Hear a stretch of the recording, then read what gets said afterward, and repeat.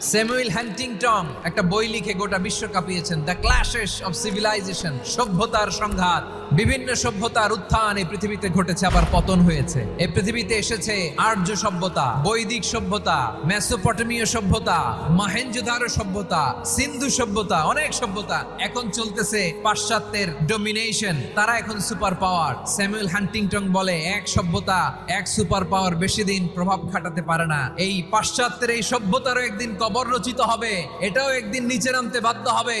এরপরে এমন এক সভ্যতা দাঁড়াবে যে সভ্যতার পতাকার মধ্যে থাকবে লেখা লা ইলাহা ইল্লাল্লাহ। ওই সভ্যতার পতন পৃথিবীর কেউ করতে পারবে না। চিল্লায় বলেন ঠিক কিনা? সেটাই হচ্ছে ইসলাম। আমরা এমন জাতি যে জাতিকে ইসলাম দিয়ে সম্মানিত করেছে কে? ইসলাম ছাড়া অন্য কোথাও যদি আমরা সম্মান তালাশ করি, আমাদেরকে আল্লাহ তাআলা অপমানিত করে ছাড়বেন। সবাই গলা ছেড়ে দিয়ে আওয়াজ করে পড়ুন তো, লিল্লাহে তাকবীর।